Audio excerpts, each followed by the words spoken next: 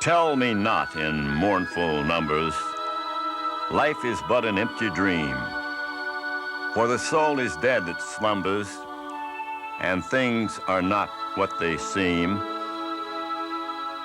Lives of great men all remind us we can make our lives sublime, and departing leave behind us footprints on the sands of time. Still achieving, still pursuing, learn to labor and to wait. Know how sublime a thing it is to suffer and be strong, for time will teach thee soon the truth. There are no birds in last year's nest.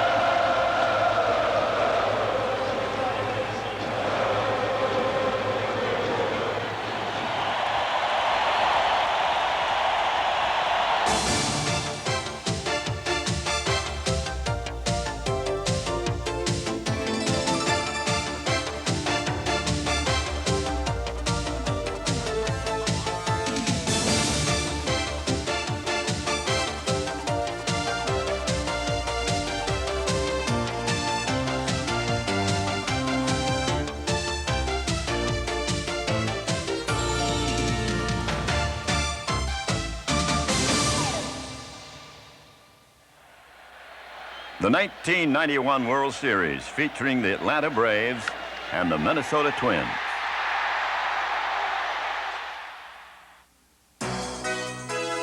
Imagine two last-place teams from 1990 in the World Series 1 year later. It had never before happened to one team, much less two. But as baseball looked out on the 1991 World Series, there they were, the teams of Bobby Cox and Tom Kelly. Not one, but two Cinderella stories. There was Lonnie Smith, the veteran, incredibly playing in his fourth World Series with his fourth different team. In contrast, Chuck Knobloch, the Twins' rookie second baseman. Here he was, caught up in the biggest show in baseball in this, his first full season, playing before his brothers and sisters, his mom and his dad. Before game one, in a truly fitting gesture, the first pitch was thrown out by Steve Palermo, the courageous American League umpire who was shot and disabled in July while coming to the aid of a robbery victim. The affection for Palermo from both players and his brethren, at once genuine and touching.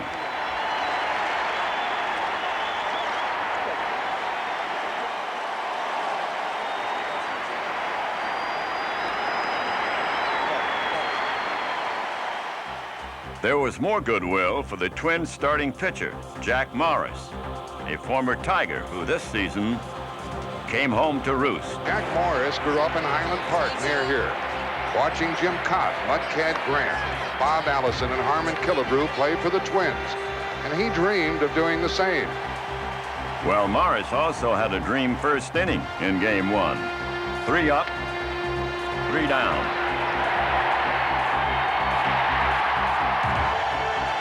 Opposing Morris in this first game was the crafty 12-year veteran Charlie Leibrandt, the only Brave starter with World Series experience. And one of his first tasks, quite appropriately, would be to face a man in the midst of his postseason baptism.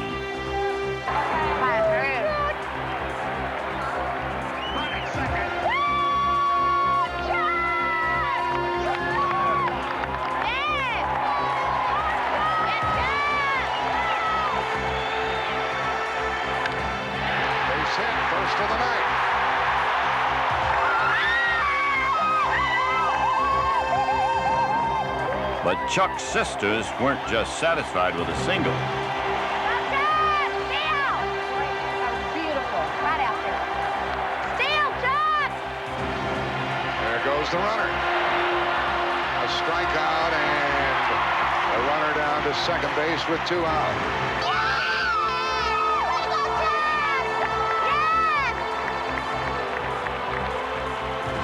Knobloch was left stranded at second as both Lee Brandt and Morris looked strong the first 2 innings. But in the third, with 2 men out, Dan Gladden, the Twins' left fielder, walked and stole second.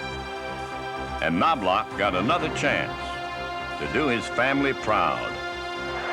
Dad says he's toughest when he's got 2 strikes on him. Lee Brandt ahead on the count. Knobloch gets a hit.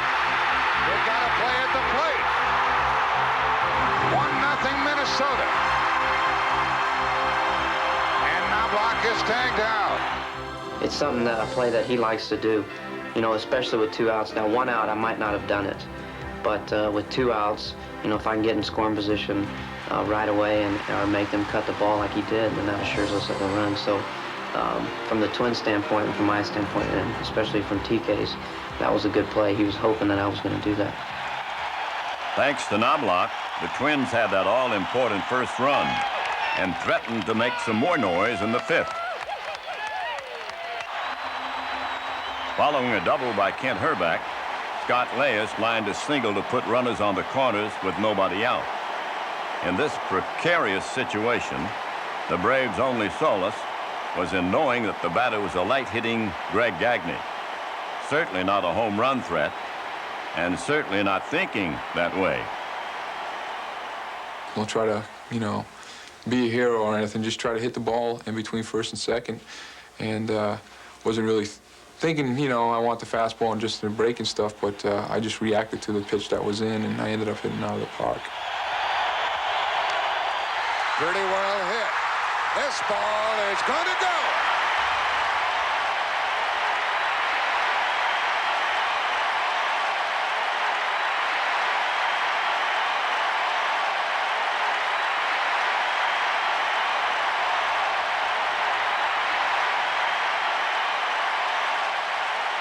The Twins now led 4-0, but the inning wasn't over. And with Jim Clancy now on the mound, they loaded him up. Now we have Gladden at third. Knobloch at second base. Chili Davis at first. And Brian Harper up into left field. And Hunter with an excellent play. A late tag by the runner, and he is out to end the inning as Olsen held the ball. So we end up with a 3-run 5th for Minnesota. The first in a series filled with plays at the plate had failed for Minnesota, but they were now leading 4-0, and Morris appeared in total command. But in the 6th, the Braves began to feel their oats. First, a Jeff Treadway single, then a shot up the middle by Dave Justice.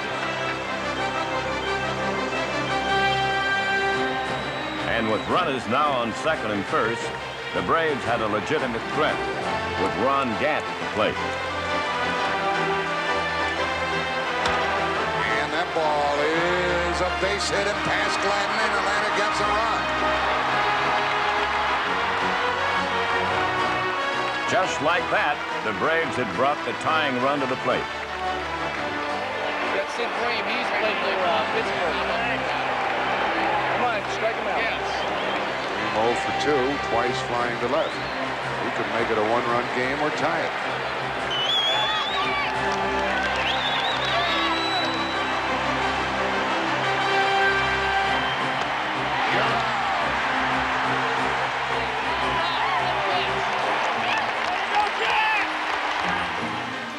A Kent Herbeck home run in the 6th gave the Twins a 5-1 lead. And as the game now moved into the 8th, a precautionary call went out to the bullpen in the event that Morris was beginning to tire. After all, the Twins' pen had not allowed an earned run in the championship series. And when Morris walked his first 2 batters, it was time for the hometown fans to pay homage to their hometown hero.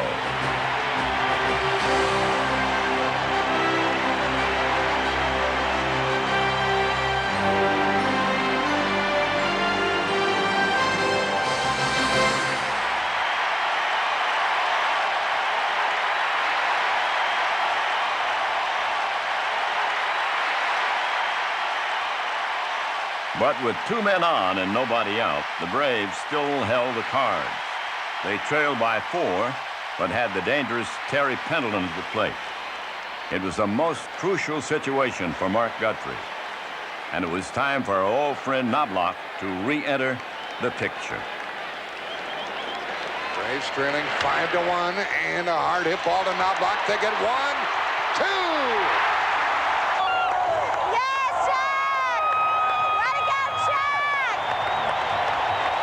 Way to go, Chuck! The Braves did score a run in the inning, but it could have been much worse for the Twins. And with a 5-2 lead in the ninth, Minnesota felt quite secure in having Rick Aguilera on the mound. He of 42 saves during the regular season.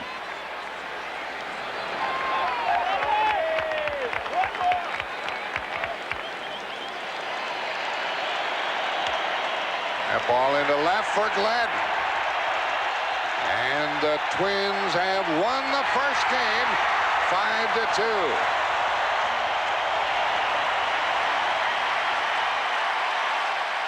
The Twins had gained the edge, thanks in part to a rookie who rose to the occasion in his first World Series game. Nice button.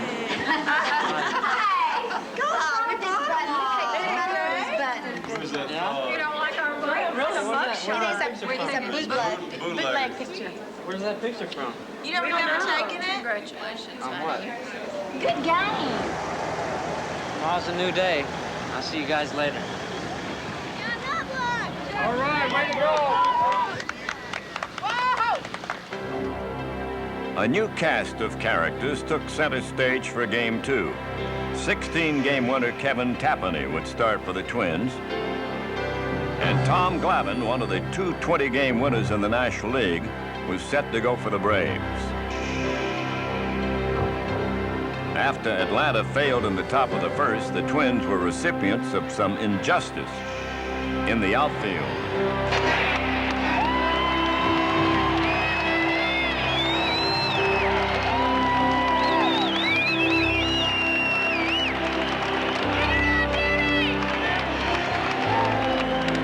Ups it up on the first one. Lemke going out, struggling to find it. Here comes the right fielder. It drops.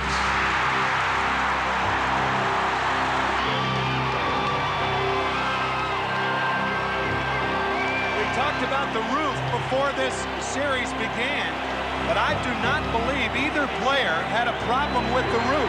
I think this is just plain miscommunication. That is David Justice's ball all the way. Braves manager Bobby Cox then saw his pitcher dig an even deeper hole with Knobloch at the plate. 2 on and nobody out. An error and a walk.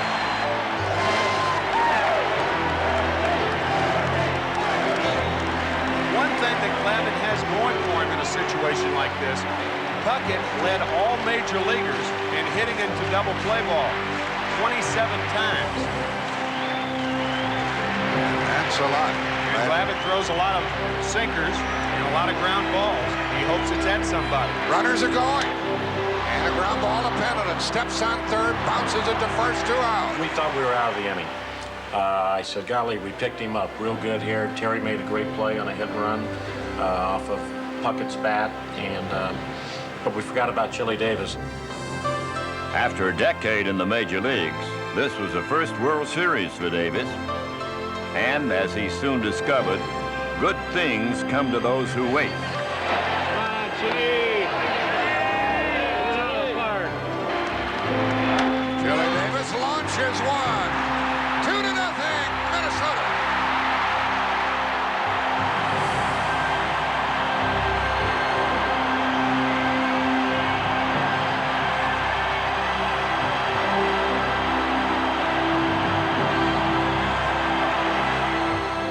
People just went berserk. They knew it was gone.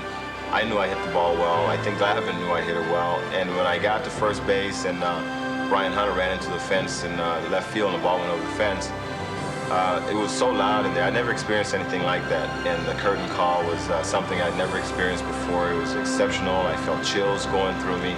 it was a beautiful feeling, something you look forward to, you expect in a World Series game. But Tapani gave up a run in the second on a sacrifice fly, and a lonesome battle cry began.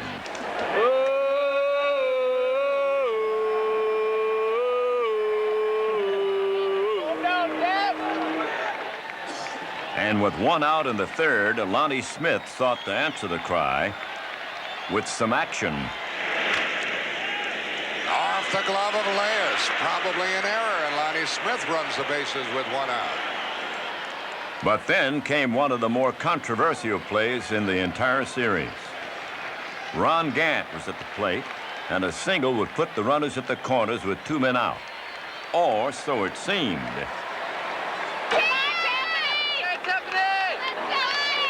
Smith is going. And a hit to left by Gant. And Lonnie's trying. They're going to get him perhaps. He's safe. And now Gant gets back to first, and he's out. I don't know, Jack. It looked like Herbeck pulled him off the bag. I think the Braves have a legitimate complaint right here. That was a close play. He was safe when he got back to the base, and he would have slid. He would have been safe and stayed on the base, and everything would have been fine. But the problem was he didn't slide. He came back in and to first base and ran into me and was falling over, and I kept the tag on him. His momentum carried him off the bag, and I ended up with his leg in my arm, like everybody's talking like I tried to pull him off the bag, but he was just coming off the bag anyway, so I just kind of more or less caught him coming off the bag. I got there in time to, to stay on the bag and to, I was going to be safe, and I was going to plant my left foot to, to make sure that I stayed on the bag. And by that time, Herbeck grabbed my leg, and he kind of fell backwards and pulled me with him. So the umpire was right there, and he called me out. I couldn't really believe it, and I'm sure no one else could, but, he saw it as being out. You have to get on the bag and be under control. And in my judgment, he was not under control once he got onto the bag. Everybody watches the feet on the replays, but if you watch his upper body, he's falling over.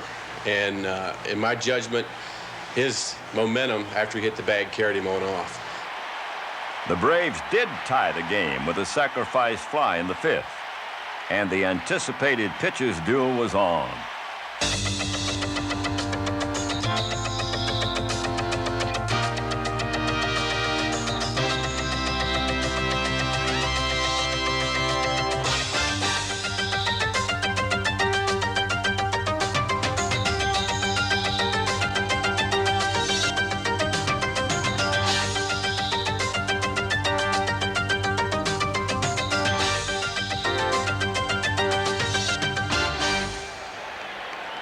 The game remained tied at 2, but in the top of the 8th, Atlanta had an opportunity to take the lead.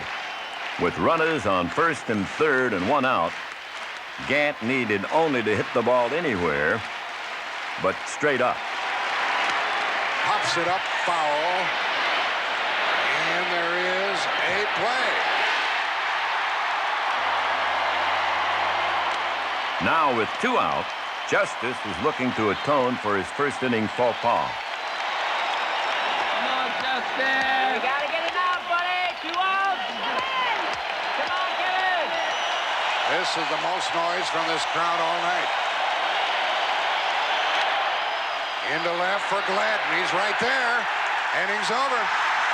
What a chance the Braves had, and they let it get away. They've left 5, and we're still tied in the bottom of the 8th. Back to Glavine, who earlier had retired 15 Twins in a row. But now in the 8th, he was facing the pride of Mamaroneck, New York, Scott Leyes. And he corks one into left field. Back at the track is Hunter, and it's gone!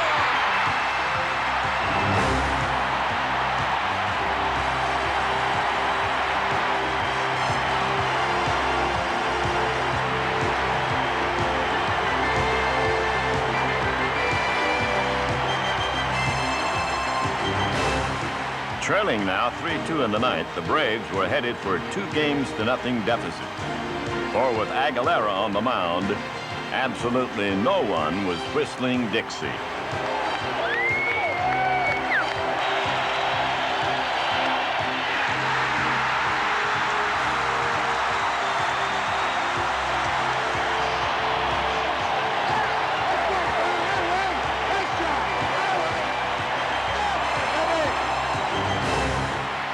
The Twins had swept the first 2 games at home, but the Braves weren't about to concede.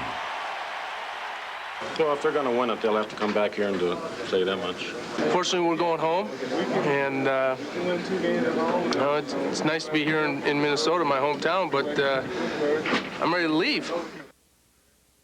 But not even the Braves were prepared for what greeted them in Atlanta, where the long wait for a World Series was over.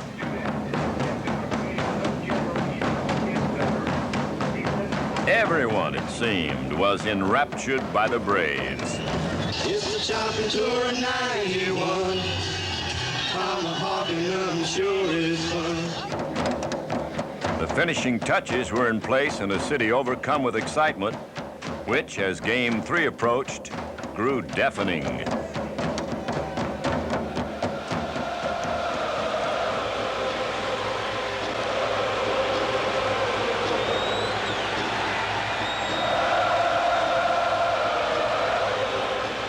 But not everyone was privy to Southern hospitality. As the fans at Herbeck know, they would have called that play at first quite differently. I love it! I love it! Tip it! Thank you! But they left no doubt about how they felt toward their Braves, especially their newly crowned savior, Steve Avery. And of course, the big question is, can Avery do it again? He won 18 games during the regular season. Then he beat the Pirates. And now, in order for the Braves to be in any sort of a comfortable position, he's going to have to beat these Twins. Glenn hits it into right center, and Gantz on the move. The ball gets between them. That ball should have been caught. And Gladden's going to end up at third base. They hold him there. Well, that's the way the game started the other evening when the Twins were batting first inning Game 2. And once again, the Twins capitalized. 3-base hit for Gladden is his first hit, and this will put Minnesota on top. Knobloch sacrifice fly, and it is 1-0 in favor of the visiting Twins. And some people thought that Steve Avery just might shut these Twins down altogether. It was the first run in 16 1/3 postseason innings allowed by Avery, but he escaped further damage, and the Braves looked to get even.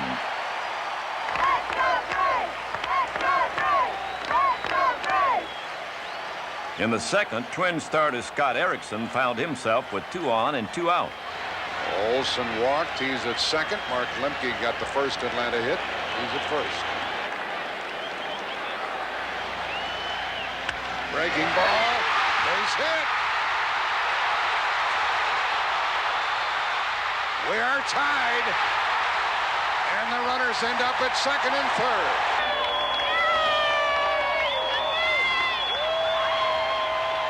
And so it remained tied at 1 apiece into the fourth, when Justice once again got the chance to redeem himself for his first inning miscue and showed that the bat was indeed mightier than the glove. Hit it good.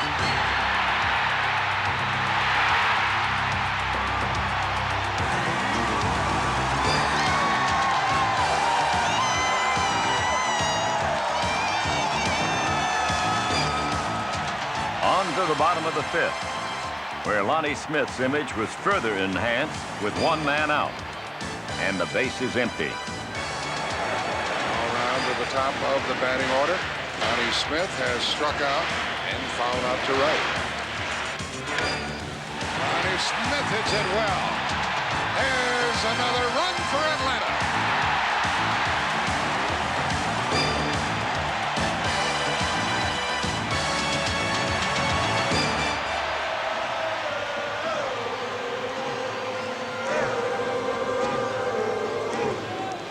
The Braves scored still another run in the inning and held a commanding 4-1 lead into the seventh. Avery appeared in complete control, but a chink was etched in his armor by the heretofore silent Kirby Puckett. Hit by Puckett, and that one's carrying a long way, and Mitchell can't do anything about that one. And that makes it 4-2 as Puckett gets his first hit of this World Series. And the Twins fans have an opportunity to root here in the 7th inning. And that's the salute from the Metrodome in Minnesota. But back in Atlanta, there was a bit more trepidation as Minnesota began to call on a bevy of pinch hitters to open the 8th. They couldn't help but see Alejandro Pena up in the bullpen in case Avery further faltered. For now, however, with a 4-2 lead, the game was Avery's, and the pinch hitter, Brian Harper. Pendleton scoops it, grabs it, throws it, and safe at first. We'll see how they roll that one, and Harper gets down to first base nonetheless. Because Terry Pendleton is such a good fielder, they're going to give him an error. Sometimes you're penalized by your ability. That brings Bobby Cox out of the dugout. He didn't like the 6th inning or the 7th inning. The Puckett home run. Now the error, and he lifts Steve Avery. Alejandro Pena will come in and listen to this crowd.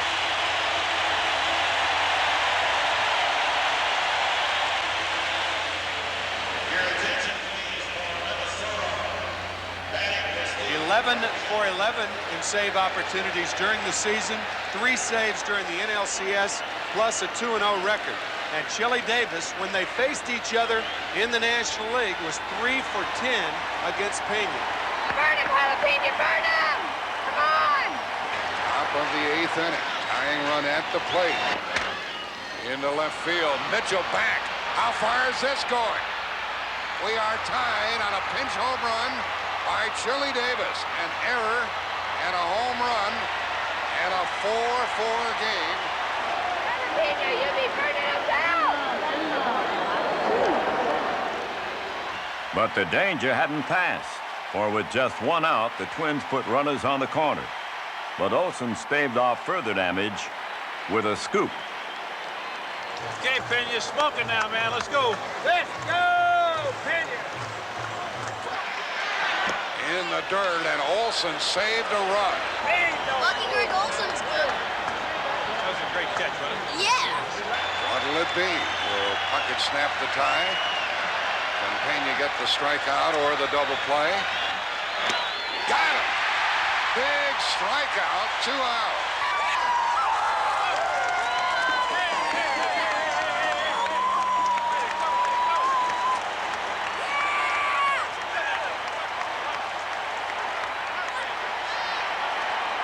It's a battle between Pena and Shane Mack. Shane Mack wants to do his damage. Pena struggling to get out of the 8th. Herbeck running again, and it struck him out. Pena had survived, and though the Braves had squandered the 4-1 lead, they were fortunate to be tied. The tension became unbearable as the game moved into extra innings. Then in the 12th, a spark by Gladden. How far are we going to go? Gladden hits it hard to right for his 3rd hit of the evening. Gladden singles with 1 out here in the 12th. And the Twins would like to snap the tie here in the 12th inning and then get Aguilera on his feet in the bullpen. The batter Knobloch, he drove in a run with a fly ball in the 1st. And he has a hit, 1 for 4. Good hit and run combo up there. Double play ball. Whoa, right through Lemke. And it's 1st and 3rd with only 1 out for the Twins. Yeah, that's a double play ball that gets you out of the inning, and it looked like what Lemke did. He looked up before he had the ball. Clearly an error. Up next, Herbeck, followed by Puckett. A breakfast of champions better left untouched. So Atlanta countered with Kent Mercker, and an incredible scenario unfolded. And Rick Aguilera of the Twins is now up. Tom Kelly sniffing a lead here. We talked earlier about Rick Aguilera and a batter. Wouldn't it be something for Rick Aguilera to pinch hit for Mark Guthrie, who is in the 5-hole now, remember. So if they get Herbeck, you might see a walk to Kirby Puckett to load the bases, even if runners are at 1st and 3rd. Just thinking ahead. Tim McCarver's prescience proved perfect as Mercker met Herbeck head on. First and third, the runner going again. Strike three called, and Knobloch steals second. And that set up a World Series first since the designated hitter debuted in 1973. A shining pinch hit moment for a pitcher at the plate. Puckett is up, and Tim McCarver right smack on the money with regard to what's going to happen. And Aguilera's going to be the pinch hitter. What about this? Now, you know, this is unbelievable. Top of the 12th, the bases were loaded, 2 men out, and a pretty good hitting pitcher at the plate. Here comes Aguilera. This pitcher has a .203 lifetime batting average. A single, an error, and a walk have loaded them up. Braves should have been out of the inning long ago. Aguilera hits it into center field for Gant. We're still tied. 3 left for the Twins, who have stranded 10 and will send Rick Aguilera to the hill. It was getting late. Every Twins player had been used except Morris and Tapani. Kelly was getting desperate. We were probably going to play one more inning with Aguilera on the mound, and then I wasn't going to kill him, and I wasn't going to do that at all. So I was going to just put Dan Gladden out there and let him wing it up there, and Aguilera would play the outfield, and we'd go from there. There began with 1 out in the bottom of the 12th when Justice lined a single into right. The home team fans began to stir.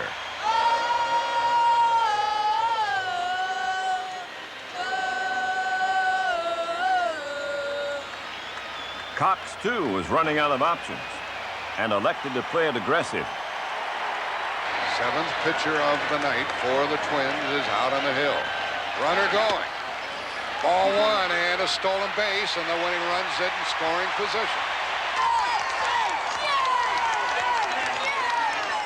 After Olson walked, Lemke, who was almost the GOAT with his error in the top of the inning, came to the plate defiant, determined to make amends.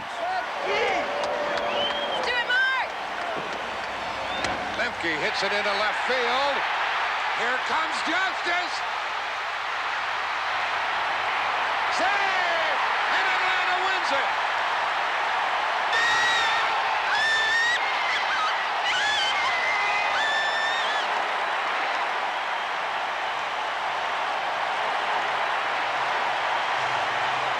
The throw by Gladden, too late, and the Braves win their first World Series game ever. The little men have become the big men in this series.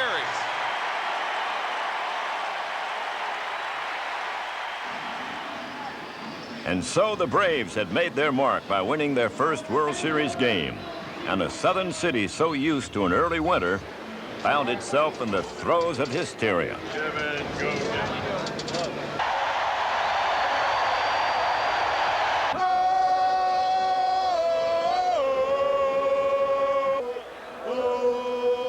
Game 4 marked the return of Morris to the mound, looking to extend his success.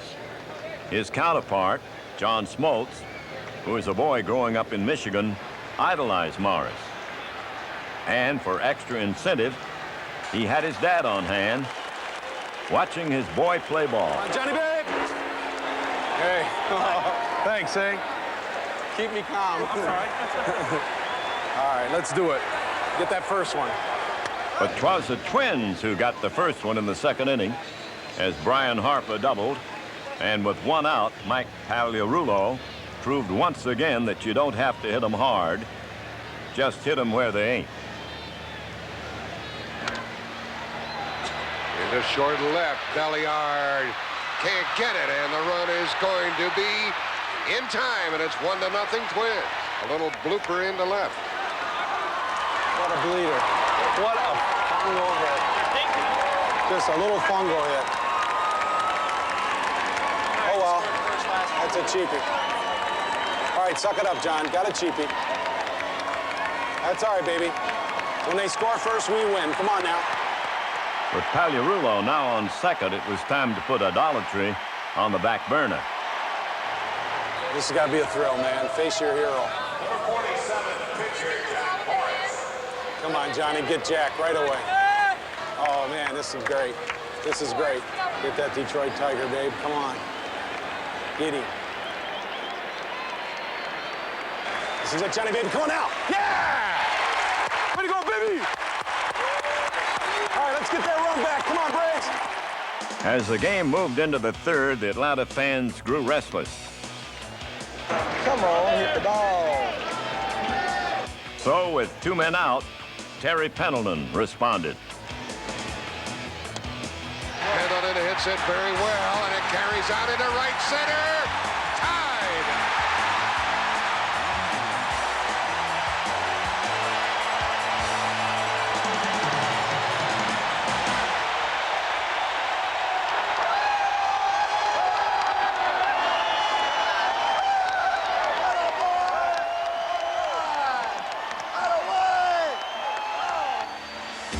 But in the top of the fourth, Minnesota mustered a rally of sorts, putting runners on the corners with 1 out.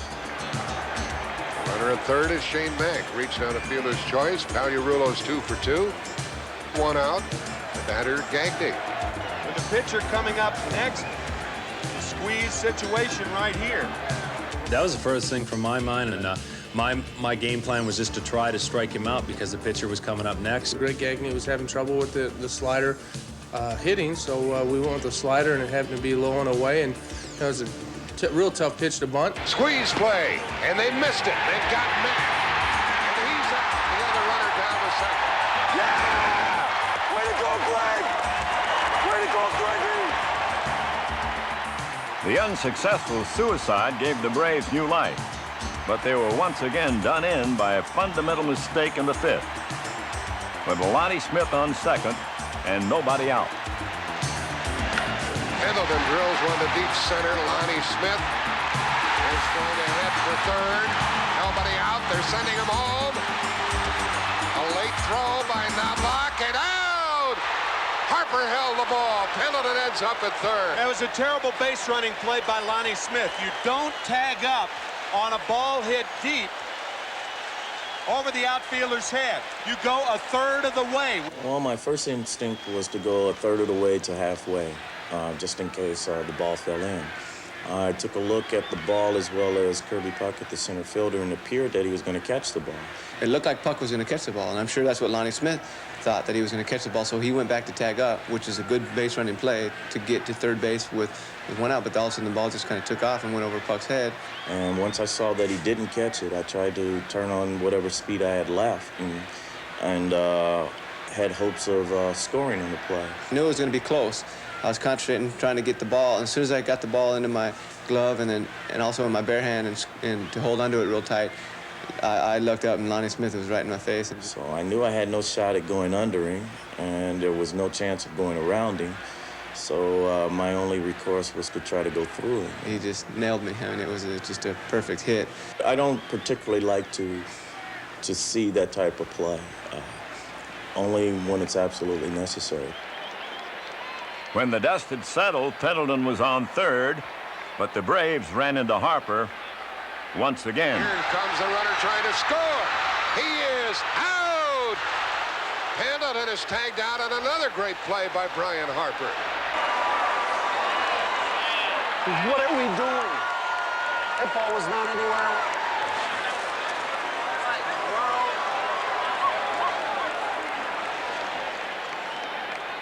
Into the 7th round, where with 1 out, Pagliarulo looked for the knockout. Strike him out, son. Strike him out. Strike him out, Johnny. Right here. Pull the trigger on it. Pull the trigger on it. It's gone. It's out of here. Knew it. Tough pitch, son. You had him, too, baby. Just suck it up now. Suck it up. Walk off. We got it. We're going to come back. It's all right, Johnny. Come on, babe. Dig deep, baby. Dig deep. The hope and prophecy of John's father did not look like it would be realized in the bottom of the 7th. For even though the Braves have tipped their hats to a rally, it was Twins reliever Carl Willis who was turning the Atlanta hitters inside out.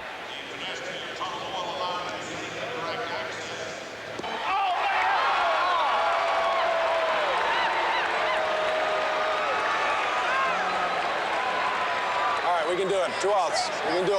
Come back. Left fielder, Lonnie Smith. Come on, Lonnie!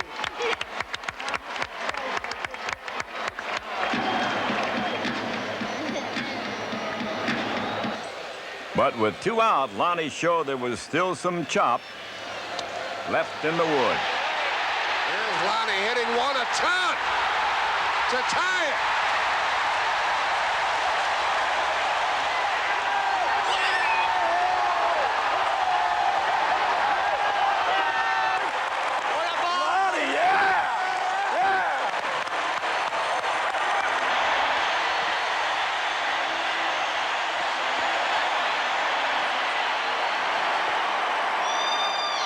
The sheer beauty of baseball was almost overwhelming. Game 4, the World Series. Game tied 2-2. A rally would cap the night off quite nicely for the Braves. But Guthrie had already retired Olsen. It was up to Lemke once again to provide the heroics. Stepping into the box, I was thinking about getting on base.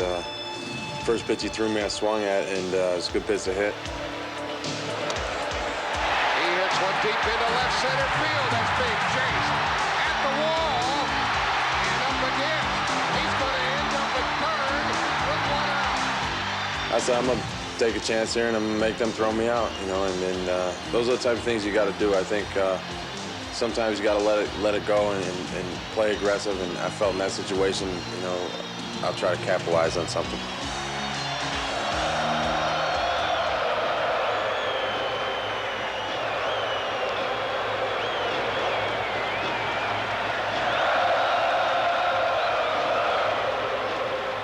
After walking Blauser, Kelly elected to rest his fortunes on bedrock. And now Kelly's going to come out and make the move and bring Bedrosian in.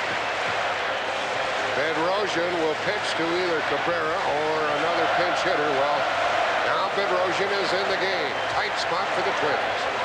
Bobby Cox made the switch to Jerry Willard, who is the pinch hitter with Mark Lemke at third base, Jeff Blauser at first base, and only 1 out.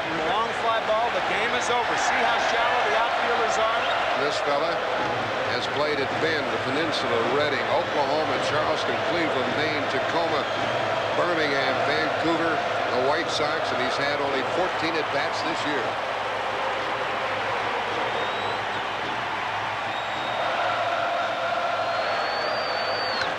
That's going to be a winner for Atlanta. The runner tags at third. Here's the throw from Matt. Here's Lemke. He is out. Safe. They called it safe. And Atlanta wins. They were tied 2 games apiece. They said Harper did not tag it. Brian Harper can't believe it. You've got to make the tag with the ball. Right there. See, he's got the ball in his hand, and the glove, he never made contact with the runner with the glove. Another gut-wrenching game at Atlanta Fulton County Stadium, and another unlikely hero in Jerry Willard.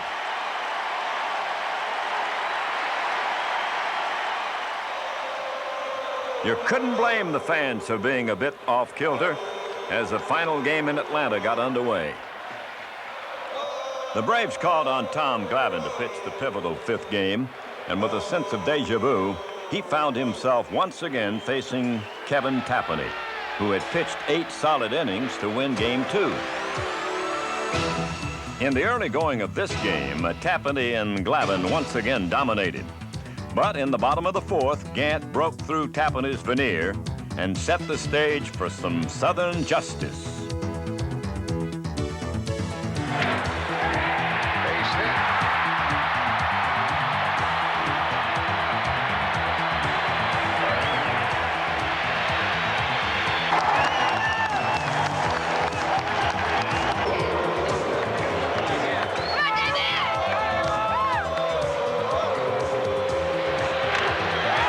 Hits it into left field. It carries well.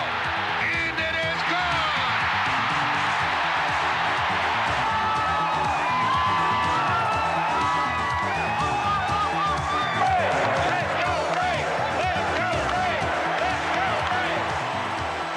But the inning wasn't over, for with Olson on first, Lemke had another bout with Clout. Now Lemke drills one into right center field.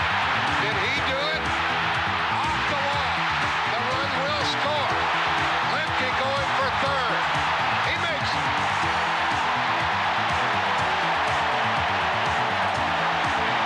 Who is this little man? What a perfect time he picked to get hot. Kelly's heroes were being done in by the Mighty Mites. There's a base hit in the left by Belliard. And that drives home Lemke. Double for Raphael, and it's 4-0 Atlanta.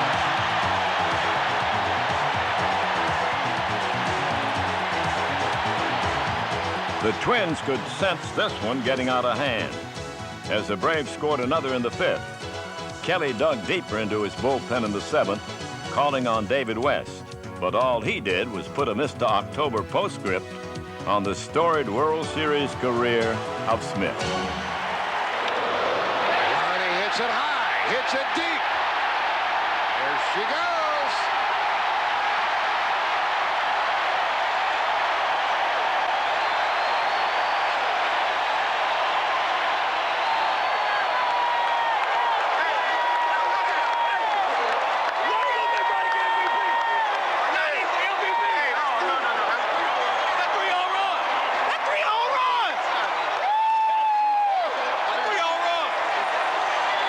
Straight games. That's the first since Reggie Jackson did it back in 1977. Lonnie's third straight home run game spurred the Braves to break out the bats. Another hit. Canada will score. Gant to third. 7-3. In for the play at the plate and a hit by Hunter. And another run for Atlanta. 8-3.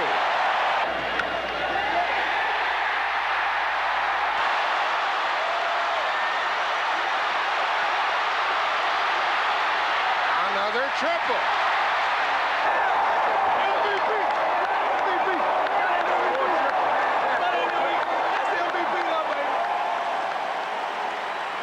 Lemke's second triple of the game and his third in the series turned even the neon lights out on the Twins. And as the only blowout of the series drew to a close, Atlanta got what it wanted, a sweep dream that came true.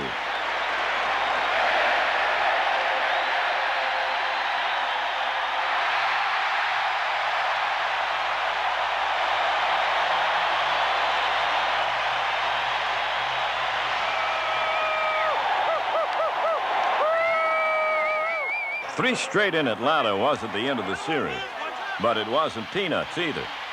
They needed but one more to win. We intended to sweep. That's what we came here to do, and that's what we did. With a theatrical flourish, the Braves were now one win away from the title. But they had to return to the Dome, where the Twins were simply perfect. The Homer Hankies were out in force for Game 6, and the revitalized Twins were out to stop the Braves' momentum.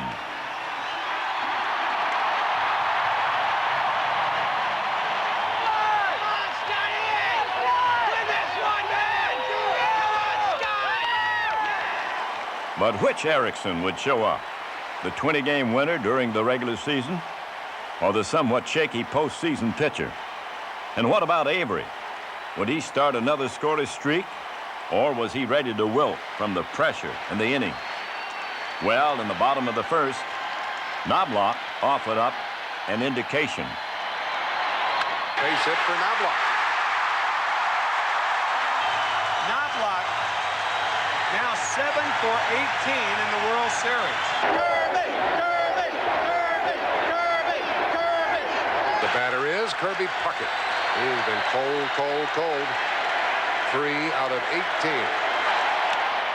That's fair. He's going to score. Puckett for third.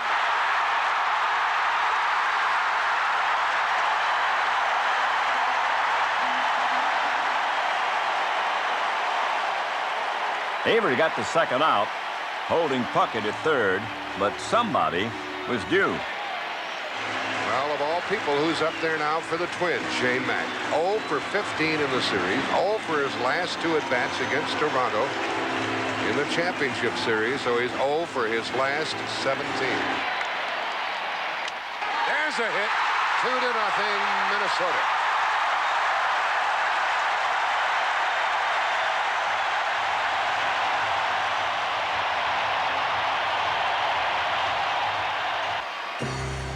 The Twins carried that 2-0 lead into the third, where with one man on, their defense painted one of those memorable World Series pictures that stand the test of time.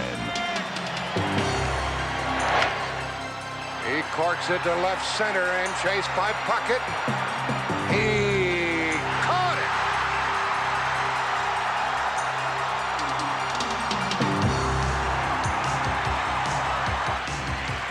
Brilliant play by Kirby Puckett. Watch him time the jump. But though Kirby was brilliant, the Braves were resilient. And in the top of the fifth, they sought to come back. Rafael Belliard opened with a single. And with Lonnie Smith at the plate, the Twins made a rare mistake. Double play ball, maybe. Yep. Only one, as Knobloch couldn't get the ball out of the glove. A smattering of Braves fans then urged Pendleton to make the Twins pay.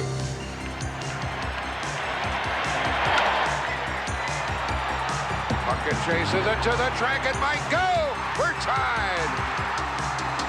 Pendleton's second home run of the series ties it in the fifth.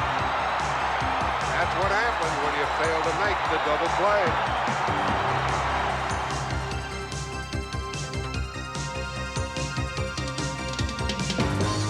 The scale for Pendleton was measured in feet, but the scale for Justice in inches. Here's a smash by Justice. Are the Braves going to take the lead? Foul. Everybody off the Atlanta bench. Justice thought it was a home run, and the right field umpire made the call. No doubt it was far enough. Oh, yeah. And it was a tough call for Rick Reed, the right field umpire.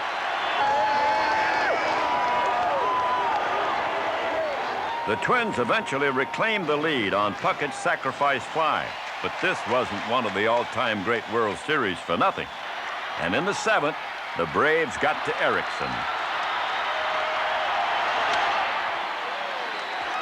Lemke began the inning with his 9th hit of the series, and the decibels in the dome decreased. Kelly went to the bullpen, but Erickson had answered any questions with 6 gutsy innings.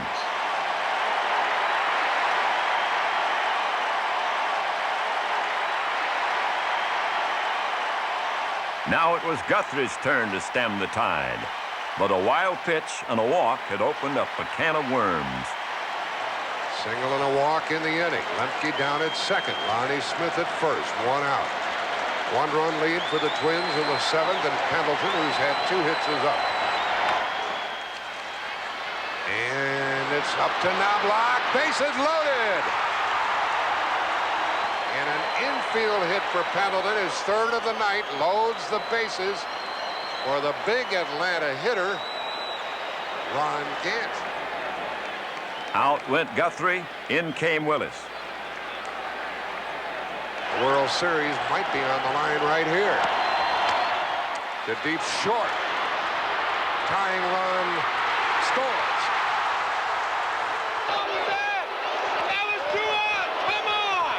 Lemke crosses the plate to make it 3-3. Now 2 are out, but a runner stood ominously on third.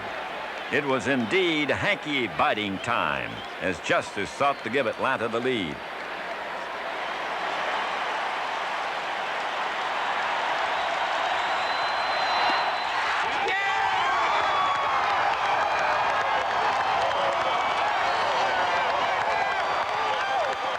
It was both a beautiful dream and a tension-filled nightmare, all wrapped up in one.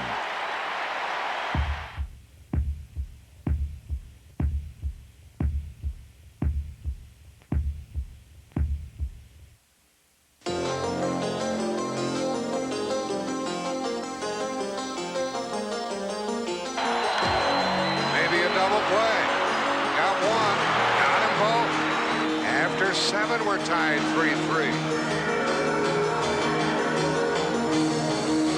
Well, it doesn't get any tighter than this.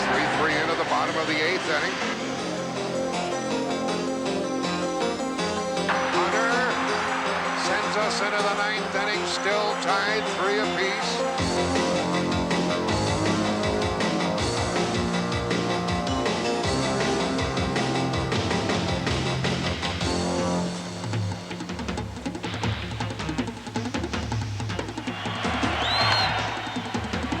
Ball deflected to Gagne. He gets one and a double play. Now the Twins could win it and tie it with a run in the 9th.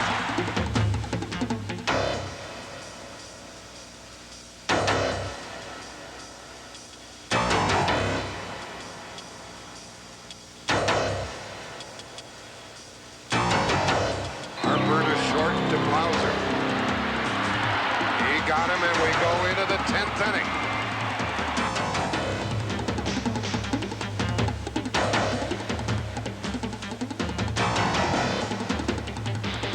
Runner going, and a line drive, double play, unassisted.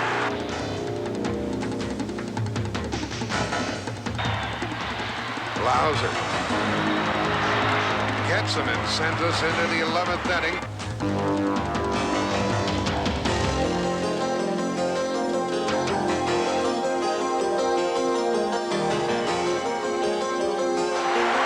And again, Minnesota can win Game 6 with a little old run. Here's the new pitcher for Atlanta, Charlie Leibrandt. This is his 2nd year with the Braves, and this is his first relief appearance. One of the big guys for the Twins leads it off in the 11th. Kirby Puckett, he's had a single, a triple, stolen base, runs batted in, runs scored. He'll be followed by Davis and then Mack. Into deep left center for Mitchell, and we'll see you tomorrow night.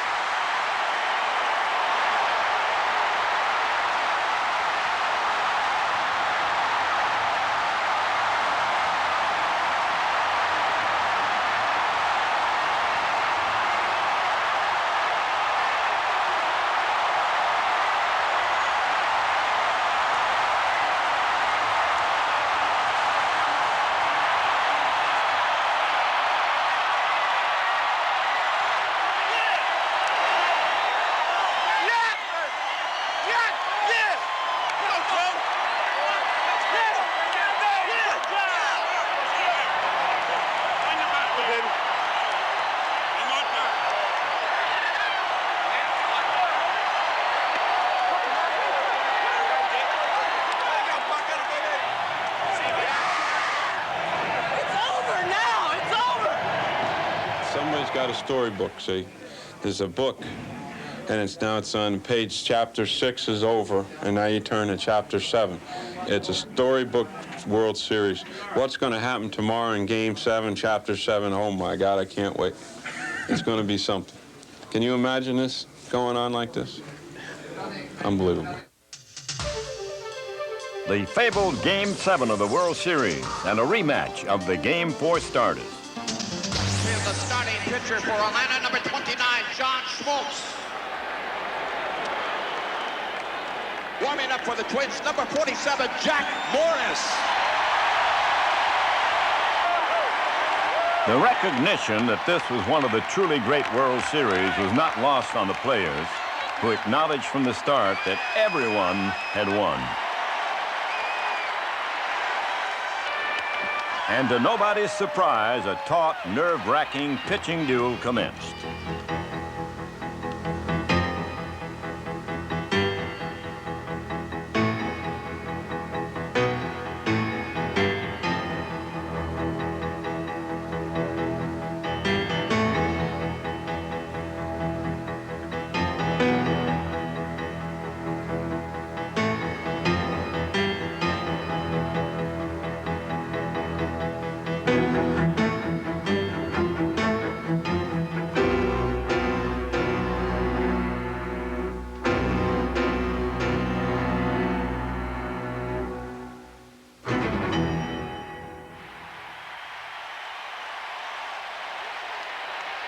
The scoreboard remained barren as the game moved into the fifth. But against Morris, the Braves fired the first shot, starting with the hero of games 3 and 4, Mark Lemke.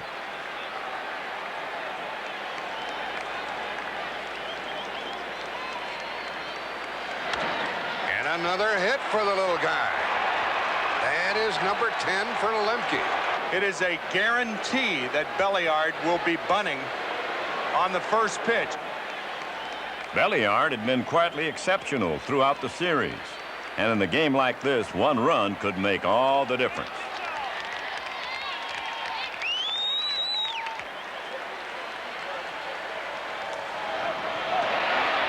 Play will be to first, and Herbeck takes the throw. Now the Braves want something from their leadoff hitter with Lemke at second and 1 out. Lonnie Smith is flying to right, and he's walked. And he bunts. And the play by Pagliarulo, safe. First and third, 1 out.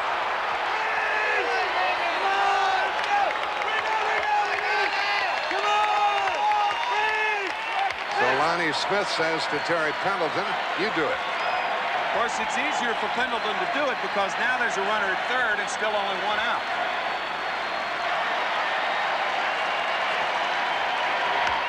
Popped him up for the second out. Shortstop wants it. And has it 2 out. So Pendleton leaves them. I said it the last time he batted. If the Braves are going to win, Ron's going to have to do something. Braves have left 4. Have 2 on, 2 out. Then with one pitch, a pair of could-have-beens for the Braves. In the dirt, blocked, the runner halfway, and he is safe. He got back.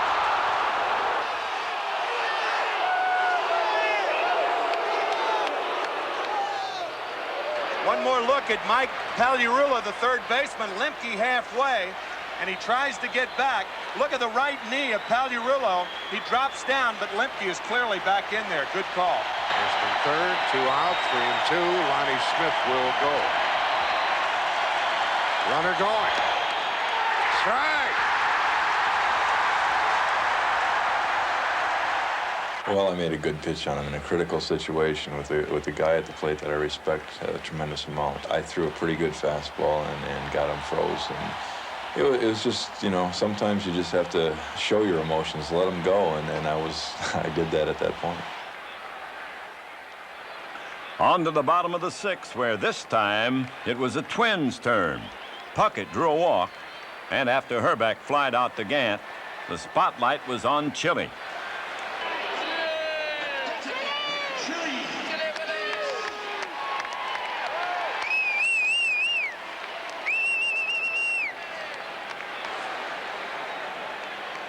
With the veteran at the plate, a lot of bad things could happen to Atlanta, but so could one good thing.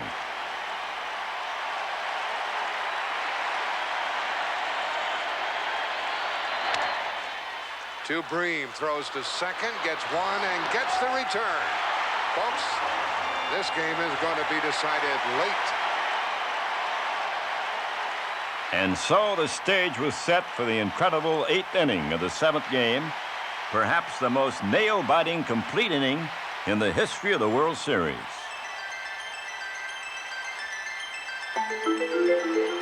It's all pitching here tonight. Jack Morris, John Smoltz, 9 hits total. The longest scoreless start of a 7th game in a World Series. Jack Morris takes it into the 8th, faces the top of the order. Lonnie Smith, Terry Pendleton, and Ron Gant.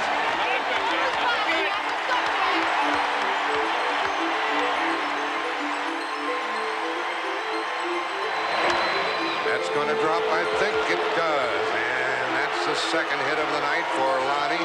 On base for the 3rd time. Now what do you do with Pendleton, Tim? Well, there are a lot of ways you can go. You can bunch, you can hit and run, or you can play it straight up. Well, they went straight up and got 2 quick strikes on Pendleton, who then stayed alive by the skin of the ball.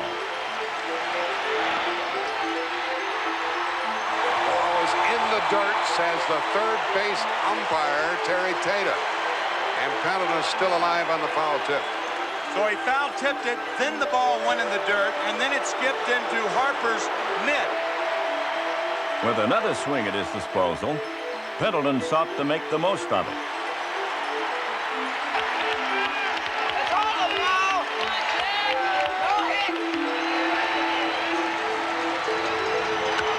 Pendleton into left center field. That ball is down, and a bad, well, it's off the wall. Lonnie Smith is held up at third, and he didn't do very good base running.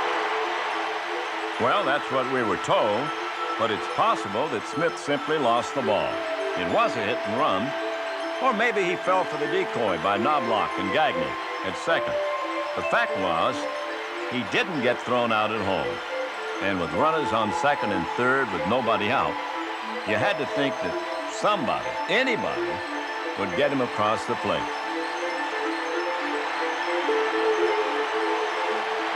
And we still have no score, but it's second and third and nobody out. The infield comes in now as Ron Gant comes up.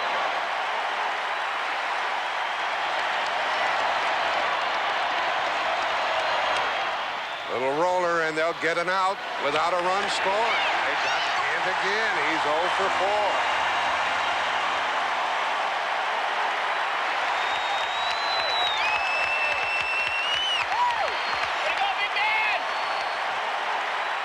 With one out now, Morris had to be wondering if Kelly was going to leave him in the game.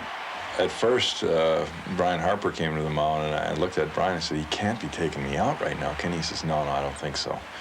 And when TK came out, he smiled, which he's done several times when he's taken me out. And I just stood there like, I'm going to kill you if you take me out. And all he did was come up to me and say, I think we should walk this guy. He says, what do you think? I said, you're the boss. Well, the boss called the shot and elected to put Justice on first and pitch to a man with but 3 hits in the series, Sid Bream. Yeah, come on, buddy.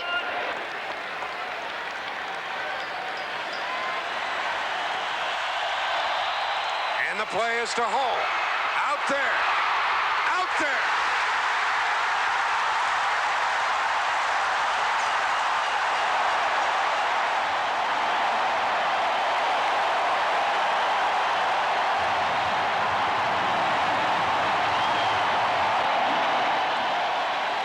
It was the biggest play of the series by far, but how could the bottom of the 8th ever top the top?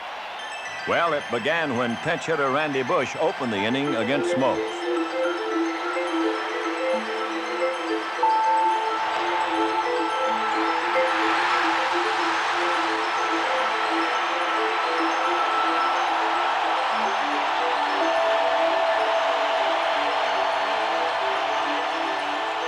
Bush had done his job, and now Al Newman came on the run.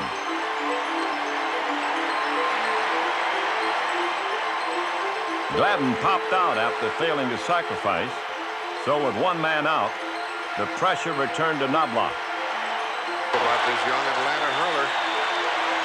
Aaron Smoltz. Runner going.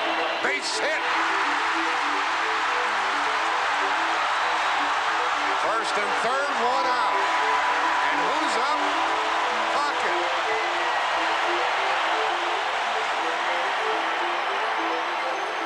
First and third with 1 out, and Stanton came in for Smoke, who had once again outdone himself. Well, wasn't this young man terrific? Took the game scoreless into the 8th inning, pitched 7 1/3, no runs, 6 hits, struck out 4, hit 1, walked 1, and gives way to Mike Stanton. The Braves wanted nothing to do with Puckett. You talk about brassy for Bobby Cox. I'm telling you, this takes a lot of guts right here. Bobby probably considers 1 run, you know, that's going to open the floodgate. What 1 run's going to win it? So he's playing it like the bottom of the 9th instead of the bottom of the 8th. Al Newman, the runner at third. And Chuck Knobloch down at second, and they walked Kirby Puckett. Ken Herbeck has struck out 3 times against Mike Stanton. That's why Herbeck doesn't like to face Stanton, but here he is facing him in the most important situation of the series. And a line drive and a double play sends us into the 9th inning scoreless. So the Braves catch a break. An amazing inning of World Series baseball had come to a close, and after the Braves went 1-2-3 in the 9th, the Twins began their half with a Chili Davis single and a bunt hit by Harper. It was on the bunt that Stanton, who pitched so admirably throughout the series, was injured, and Pena was called on to get the Braves out of a most difficult situation. Here's a good something. Lead-off single by Chili Davis. A bunt single by Brian Harper. Nobody out in the Twins' ninth. Let's see how Shane Mack plays it with 2 on. One would think these teams had used up their quota of double plays. One would think. And a ground ball to Lemke. They get 1 and a double play. The runner ends up at third with 2 out. A strikeout by Paul Sorrento ended the inning. And for the first time in World Series history, 3 games had gone into extra innings. Once again, Morris stymied the Braves in the top half. The bottom half commenced. We're piling up some records, and here we are, scoreless in the bottom of the 10th with Gladden, the batter, against Pena. Broken bat, fly ball's going to drop. He's trying. Save!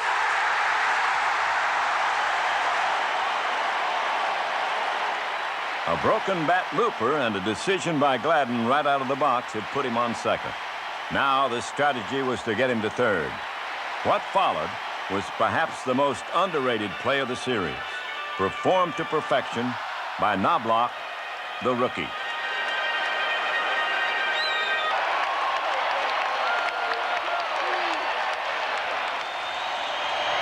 Knobloch bunts, Pendleton goes to first. Lemke took the throw. There's the winner at third base, 1 out. The Braves then walked Puckett and, somewhat surprisingly, the slump-ridden Herbeck to load the bases and set up the fourth. On came Gene Larkin, an unlikely hero. Larkin is the pinch hitter with the bases loaded and 1 out. Minnesota bench hoping to get this winning run across here in the 10th. It's carried by Dan Gladden at third. Pena in a jam. The Twins are going to win the World Series. The Twins have won it. It's a base hit. It's a 1-0 10-inning victory.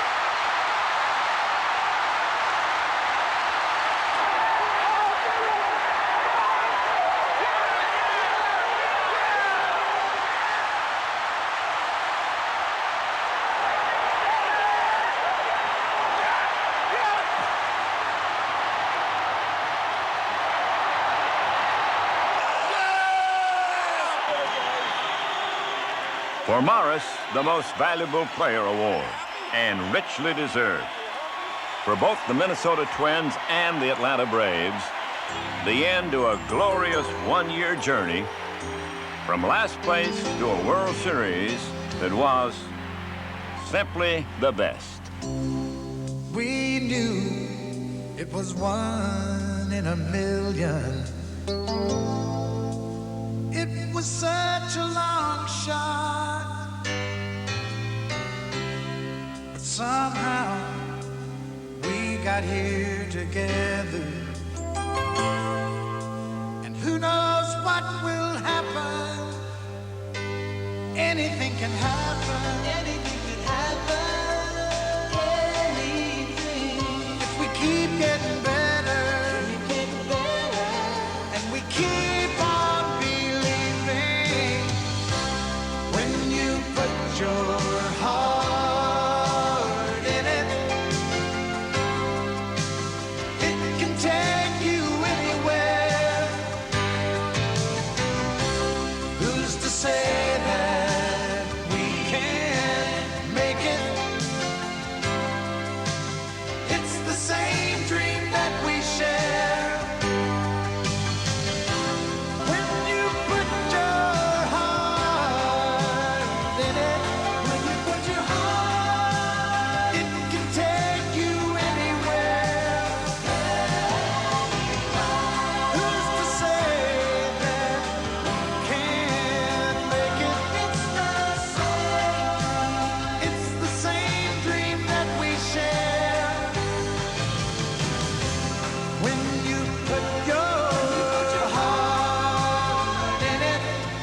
can tell.